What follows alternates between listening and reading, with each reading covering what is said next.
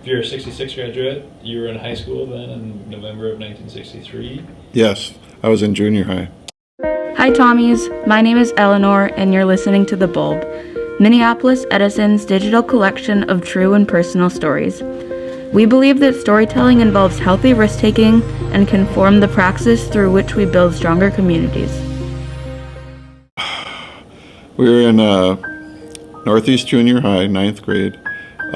Peter Mankowski was the English teacher, and I happened to sit next to a guy, and I can't remember his name right now, but he was one of these guys, I think these days we would call it attention deficit disorder or something like that, but he could not sit in his chair.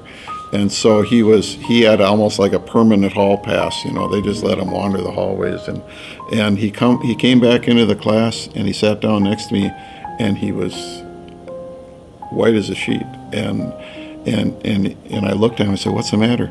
He said, "Kennedy's been shot." I just went, wow. I mean, we were like, 600 students in this building, and we were the only two that knew at that point. But he had been peeking into the teacher's lounge or something where they had a television set going.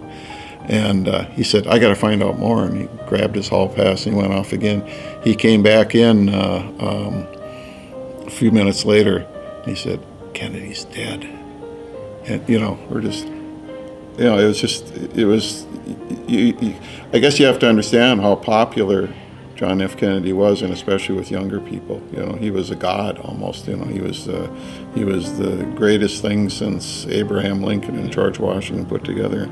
For him to be killed was just, it was beyond stunning. It was, So we're just sitting there, and now Mr. Mankowski comes back into the class. And he said, "I have some very bad information for everybody here." And he told us that Kennedy had been shot and killed. And when he told us, the tears were just running down his face. So that's people look back. They just it's hard to put yourself back in that time. But Kennedy was ask not what you can do for your country. He was just a wonderful leader and for our times, those times, and to have him taken away was a shock that I think my generation never got over. Almost, it told us that nothing is permanent, and you better get ready for there's going to be other shocks in your life. So.